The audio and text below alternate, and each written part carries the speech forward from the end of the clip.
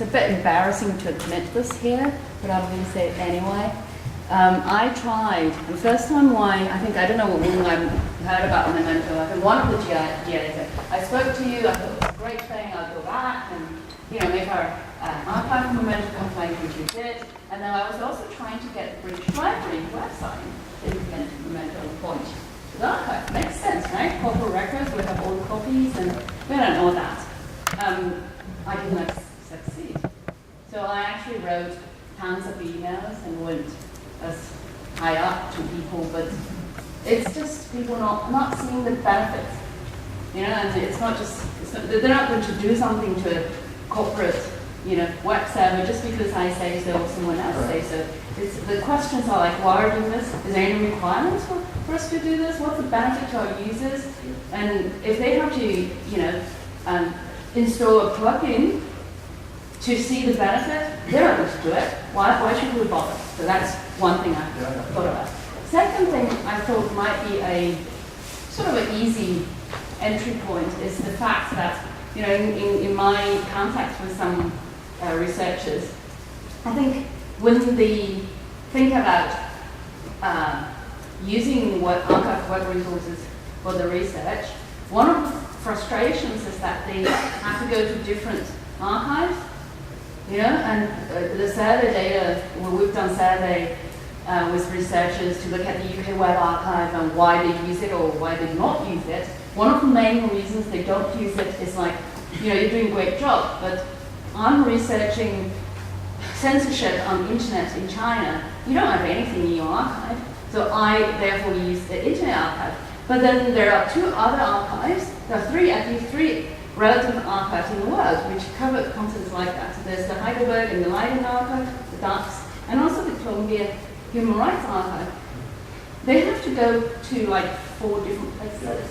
And that's, I think, the requirement to have scholarly sources without any arbitrarily imposed boundaries. And that's where I think Memento might be an easy sort of entry point to show some real benefits. And also I heard this comment earlier talking about, I think one of you said that in one of the presentations. You said, if you don't have access to the resources, then there's no value. I don't know if I fully agree with that, because sometimes it's also about the context. So if you have an impression or an idea of who has archived what, how many copies of certain resource exist, and if you could also make use of, for example, Wayback API or what have you, to provide a slightly more richer set of metadata, that actually to a lot of researchers, it's already a great help. So that I think, if you ask me, that would be the area I think we're going to probably attract some interest. And specifically the 2 research groups, which I think either you guys or ourselves should try to keep in touch with. One is the CAT program founded by the National Dutch NVO, National Dutch Foundation. And they're specifically developing tools into archive website. There's a guy called Jaap Kamps, University of Amsterdam, and there's also Richard Rogers. These are the people who are very interested in this sort of thing. I think we need to make the connection there. And another group is in Aarhus, Niels Brugger and Niels. One of the Niels is going to be here tomorrow. And one of the things I think, if I hear from him, is also the frustration about having to, not knowing the complete picture, and also having to go to separate archives to have an understanding of the mementos which exist. So that's for me.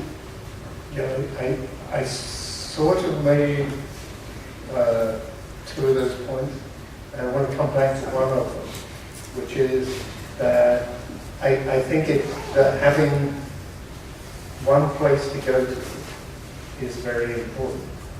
That one place already exists. It's the Wayback Machine. One strategy would be to persuade the Internet Archive to use Memento to include everybody else's holdings in what you see in the Wayback Machine. because I simply don't see a viable way of taking the mind share away from the Internet Archive. You know, no one else gets 35 hits a second. And the scholars are already just going to the Wayback Machine. So the question is, you know, can we take that portal that has the mind share and put everybody else's resources behind it? How would other archives feel about that? Well, that's a problem, isn't it? It's a question. But it's a problem, I don't know. I think it is a problem because you need to get visibility. On the other hand, if the result is that, you know, you're going from getting a hit every minute to a hit every 5 seconds, you've made a lot of progress. So essentially, that's the inverted repository model is applied to archives, and now the Internet Archive is Googled, right? Yes. And the individual pages pushed to, rather than go, oh, I'll go to this archive and then do my discovery, right? This archive has the memento Right, aggregator. right, yes, yeah. Well, I mean, I think I have this pretty strong business argument that there's only going to be one aggregator. And I don't see who else is going to run that except the Internet Archive. And so having them put that behind the interface that everybody already knows how to use seems to make a lot of sense. Yes. But I think it does cause a lot of problems. But have we checked with them if there's any intention for them to? No, I mean, this is purely my idea. It's not, Helen, how would you feel about that? From the British Library perspective, let's just say, or the other people with other web archives, how would you feel about an idea like that? Well, for the national Someone. library, excuse me, it's the national library that can't expose all their stuff publicly, can't provide public access to the stuff, that might not work. Yes. In an archive of the ones. Sure. To start suddenly supplying all these hits that lead to no access. well, yeah, there's, as I said, supplying a lot of entries that lead to a refusal to supply the content is a double-edged sword. What it does do is it provides transparency about who's collecting what, how good a job we're doing at it, and how much of what we're doing is being prevented from delivering value to most of the end users. And you can use that in this case. This suggests time maps for different purposes, right? The sort of general consumption, and I want something that will produce a 200. The sort of the health of the archive and the web, then perhaps I want to know. Yes, this is the appropriate copy problem.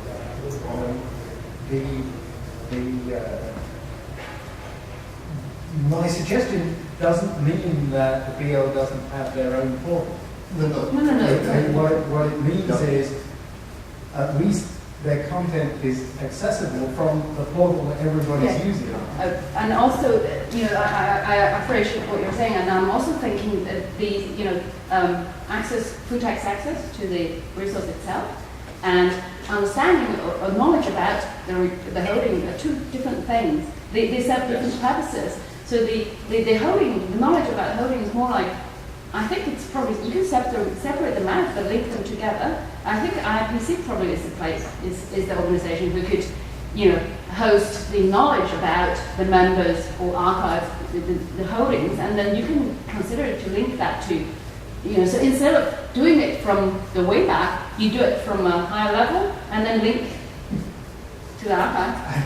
I think that this is this is like WorldCat, right? How many people use WorldCat as against how many people use Google, right? The problem is that the mind share is Google is up here, and the Internet Archive is down here, and everybody else is somewhere under the floor. And we probably can't get this information to be available through Google's interface. So making it available through the next best one is the best suggestion I have. Why not? Why not Google? I recently seen a social bookmarking website. It's called Beagle. It's not very popular. It's already integrated in root searches. If you have the Firefox extension installed in the browser, it's going to offer the results related to your search. So it's not such a big service. So why not make it only a matter of finding the right people? I have friends with Google, I can talk to them, but Good try. my guess is so part of the problem from their point of view is that actually this piece of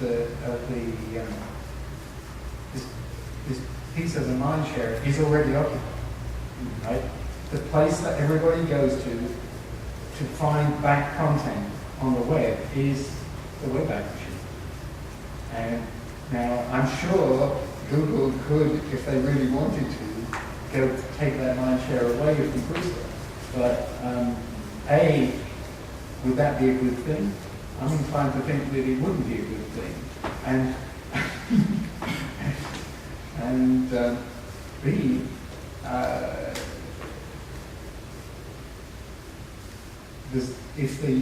if the strategy is to get them to do that, it's going to take time.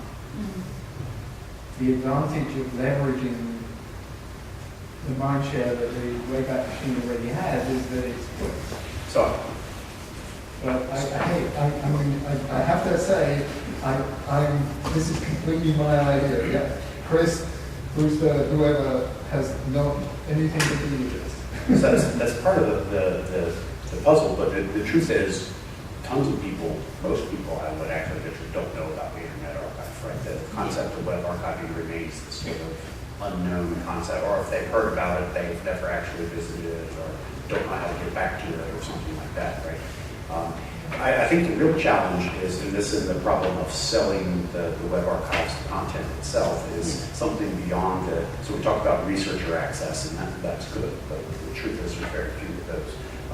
And then there's kind of the vanity, look at my homepage through the years, kind of, and laugh at the HTML design. The real thing I think that we struggle with as a community is finding the killer application for all of this content.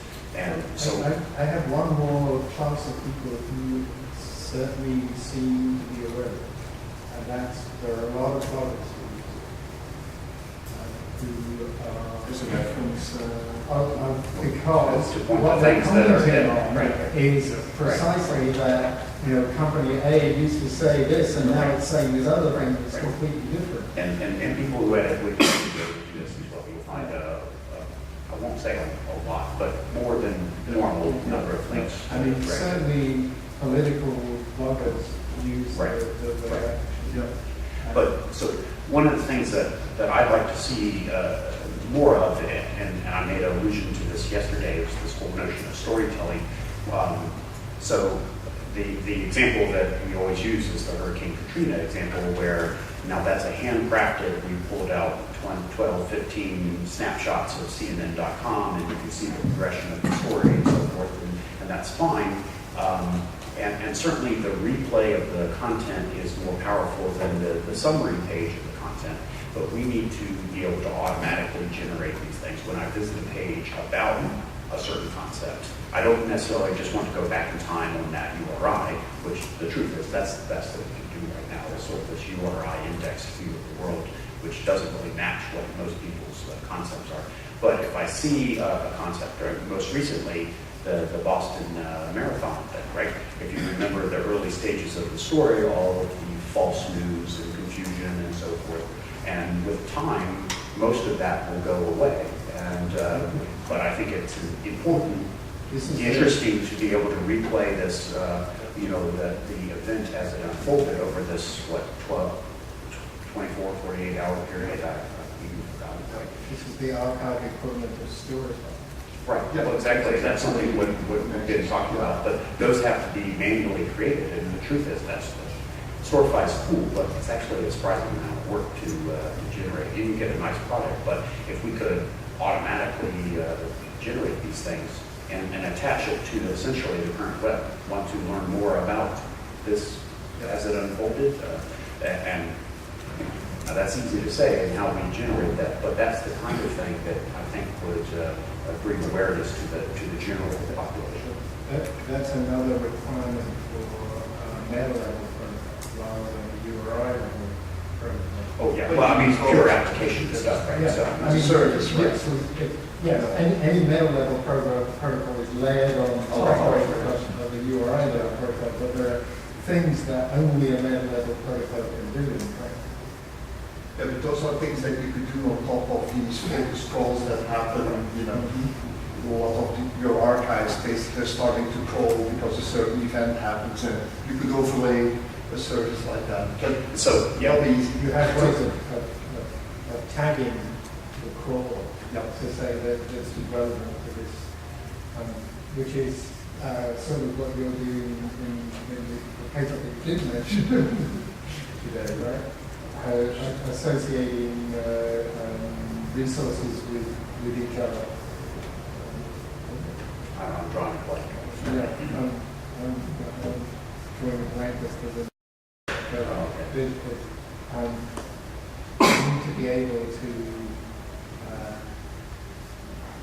you need to be able to do the more equivalent of tagging resources so that we can aggregate them at a semantic level rather than at a But you guys at the British Library are doing some work in that realm, right? Like automatically extracting semantics from pages. I thought I saw last year or a year and a half ago there was this, what was it called? Something future of web archiving session. We'll probably share some of our visions.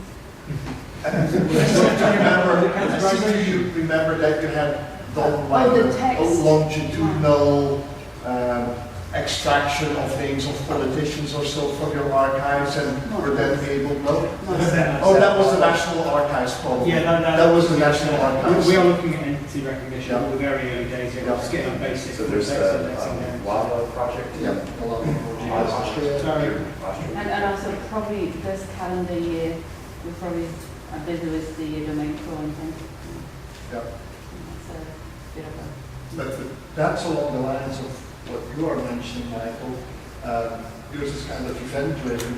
What they were showing was more like entity-driven, like follow the career of a politician based on things in web archives. It was actually rather intriguing. Yeah. This is, on a very different level, this is something that we're looking at the moment because we go through and process the e-journal content and extract the bibliographic metadata so that we know that this bibliographic metadata is associated with this URI. What we really want is this bibliographic metadata is associated with this collection of URIs, and we're struggling with up-leveling the metadata to cover the collection rather than the place that we actually found it. It's a further model.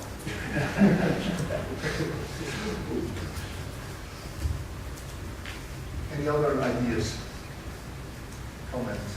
I was going to comment, although of course the protocol is transparent, we're all also hitting up against the fact that Memento itself isn't transparent because you need a client. Yeah. So you could argue that if Memento doesn't change, at least we could focus on how the client could best do the value adding and monetization of records. Mm-hmm. And so maybe we're going to look at whether it's possible to have a kind of branded, Memento plugin and see if that's going to work. Just more of a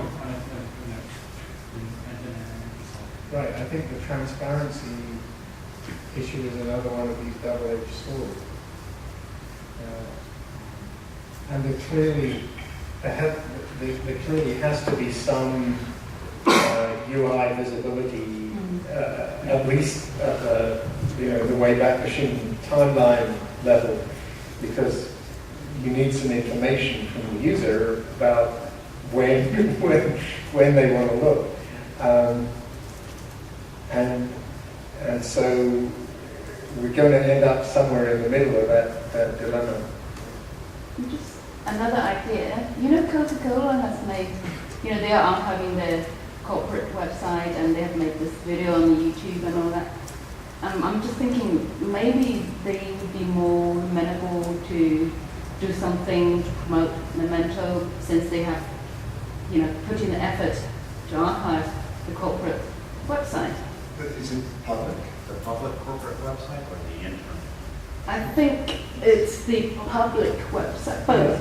Hansel is actually the I know person. it's Hansel. Hansel is the partner, so it's actually for us it might be quite fairly, slightly more easier to work through them and ask Coca-Cola because they are promoting, you know. Right, Porsche just made a big thing of an ad that was built out of the history of Porsche ads, basically showing that, you know, the Porsche 911 hasn't changed all that much in all these years. It's just sort of swelled up around the wheels and so on. But they were, you know, the story they were telling was, this car has all this history built into it. So that are the Coca-Cola archives publicly accessible? I didn't think so. I don't think so, but they are archiving at the public website. Yeah. So you can imagine that it's some sort of video to enable people to look at mementos of the website. I don't know. I don't know. It's just an idea because Ansel partners with them, and because of the video they put on YouTube, I thought, you know, they might be more. No, and this is in the category of things that would open eyes. Just like if we would have been successful with Wikipedia, right? That would have really opened eyes, I think. And that's the kind of breakthrough I think we really need. Yeah, I'm just sort of thinking who might be, you know, easier to crack open. There was one thing, I don't know if this, maybe we can get to Wikipedia through the editors. So there's a recognised problem with later art leading to articles kind of being rewritten and dying, which kind of revisionist history thinkers. You know, they don't have good enough tools to look up archive topic web pages. So one way to kind of sell it to them might be to actually improve the archiving of Wikipedia references and help them transparently map to the archival version as the link style. Because that is a recognised problem, and that maybe it's worth focusing there first to really sell the idea. Like, look how good web archives are, and then worry about them being exported. But it's a tough crowd to please. So we actually, so the whole Memento thing went to an RFC for the editors, and eventually came out positively. So in support, one of the reasons being that we had put up a little video that showed how Memento was exactly able to do what you refer to. And so with Memento activated, we traveled around Wikipedia pages, but then also out of Wikipedia to the appropriate references, and then back in to Wikipedia to the link that was established at that moment in time. So it was actually a really beautiful little navigation through time with Wikipedia at the center. It kind of, well, at least it convinced that part of the RFC, the Wikipedia editors that believe in visibility of old material. There are the ones that don't, as a matter of fact. So but we got stranded more in the technical realm than we did in the conceptual realm. Here's another idea. I'm just thinking, we all admitted that we're not professionals in terms of marketing and promotion and communications, and we also to some extent said this is actually a marketing problem. So how about if we actually apply some funding, Melon, what have you, actually just to do a piece of wrapping up and selling job. That in comparison to development work may be actually much less.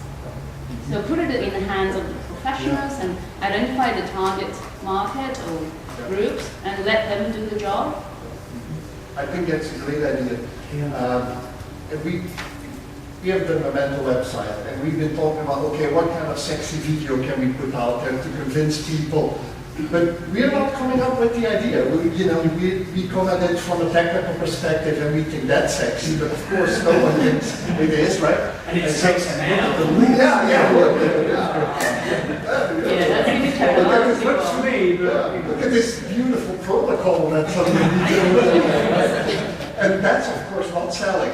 No, And that's the kind of struggle we have, because that's where our focus is, and we understand it has to be sold in a different So, way. well, what's your take on this then? Do you think that the funding bodies would be willing to consider, like, giving some money out? It's probably a small amount of money to do something actually with higher impact.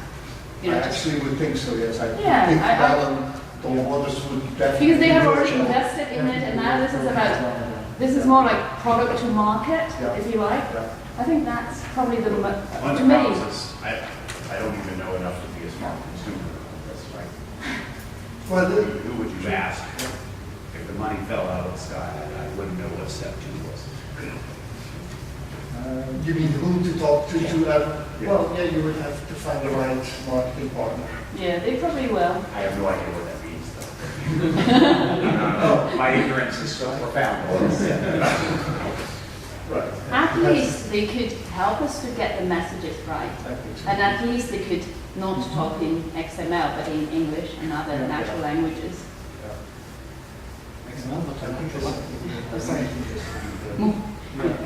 actually. Is it?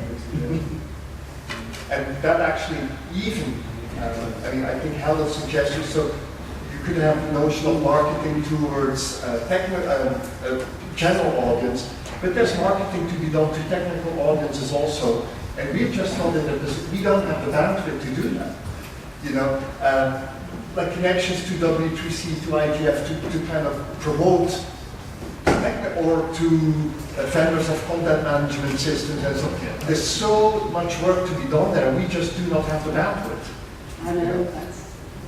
And it reminds me of my days when I did OpenURL and SFX. And it was the right solution to the problem. Had we had to do all the marketing, it would never have happened. But in came a company, X-Leaders in this case, and they started to do the marketing across the world, and it happened. And we were exactly in that kind of situation. I remember that. I was at JISC at the time. We actually put aside money to gift publishers to implement OpenURL. Exactly. And then just put like 2 lines in the production system, and you have to wait like 18 months. That sort of problems. And it's that kind of situation that we're in. It needs this kind of push at the general public level, but also at the technical awareness level. Yeah, I still think that IRPC, people like us, we're in a slightly different situation as you are, but not very much different. If this is a marketing problem, then we need to put it in the hands of a professional. Mm-hmm. And if you're thinking that the funding bodies have a stake in this for the product to take up, we probably should try that first. That would be the think that one would be interesting. I'd be happy with them to go on this, because I might be a better person because none of the money will be coming through me. Well, that's not to us either, right? If it's marketing, it's not my project and so on, so I might be a better.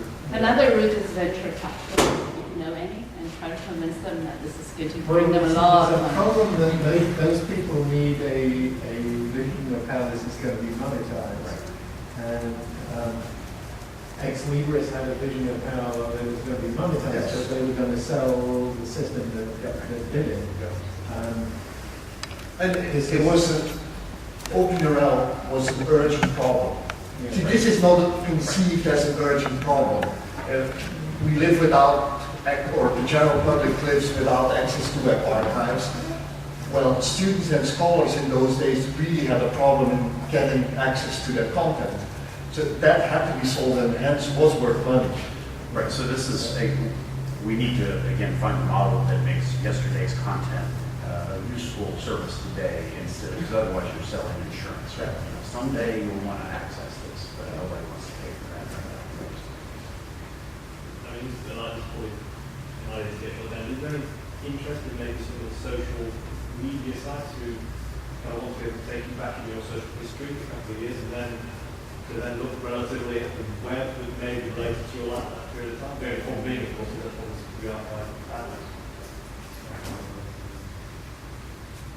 So I think that would be a really great service, and, you know, maybe somebody's working on that, you know. So I thought about if we went back to the earliest stories in Storyline and essentially assess their integrity, do they still tell a good story, right? Content that's 404, changed, or whatever, right? But, you know, a company like Storify should be selling you an archive, you know, even if it's a pro service or something like that, right? Checks the integrity of whatever shit.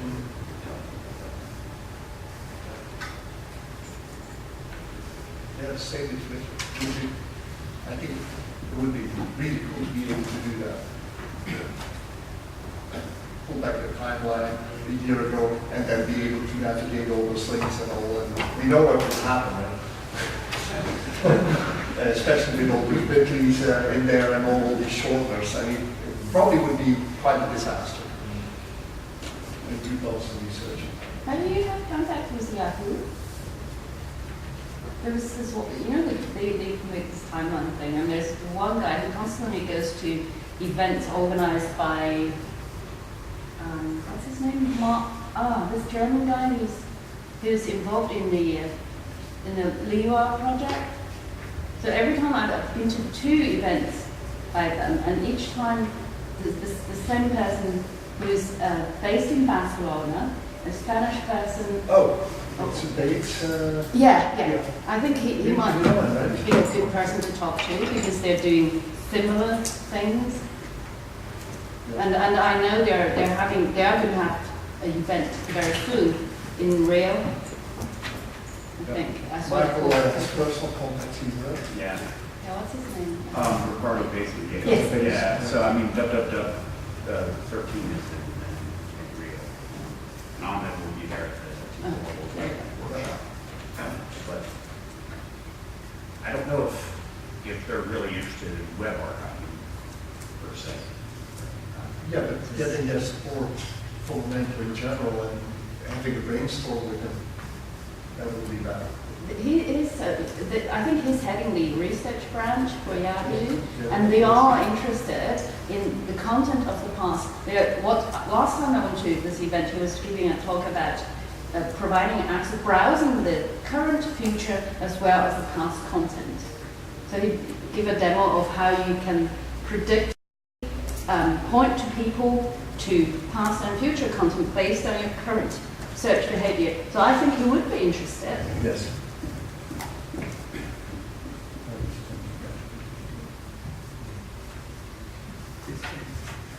It's just funny, I kind of, follow people like archive doing things, and Yahoo has a good history of shutting stuff down. So there's some sweet arrogant like helping make things good and make upcoming archives available to them. Service, I think it's much more in general, and user space, like stuff like Evernote, Google Hitching or Web Hitching or stuff like that, they could really create into web archives. That might be a way to promote archives to the general public. Storify, but it's a bit different. It's where you kind of build notebooks of content. You whole projects together. We had a research project at Microsoft that was about what did they try to guide who digital content of the ones which we use like there was like common goals and being able one scenario they were so an agriculture with housing agent, realistic agency, and they are talking about some properties that the customer still on the web, and the system will be able to find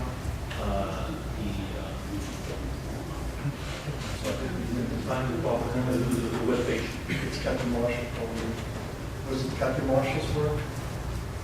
No, this is so bad with names. The guy who was last on the server. Oh, Jim Gray was working on this years ago. I mean, long before he died. I remember talking to him about his project to do this many years. So, yeah, that's actually, that's something which has very deep history of it. I don't know, I mean, Kathy would know who is taking over the You know, phone. there's somebody else that does the my lap bits, right, that wasn't, that was.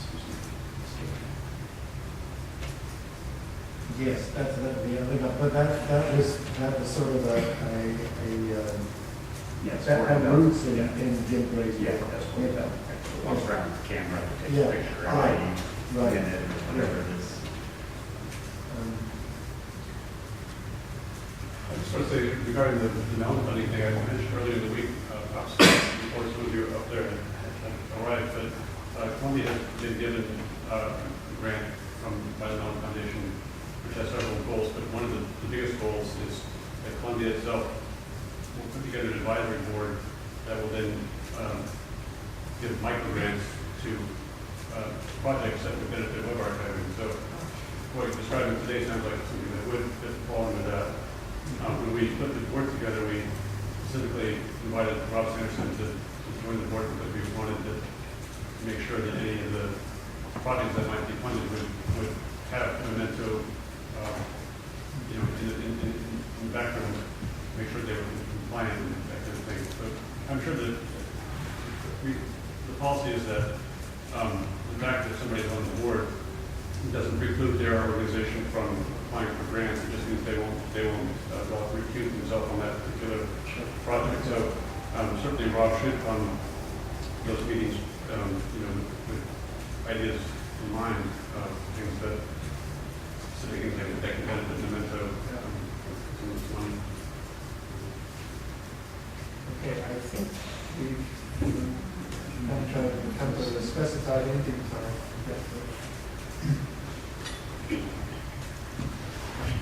So, thank you all. Thanks all for your ideas. Thank you.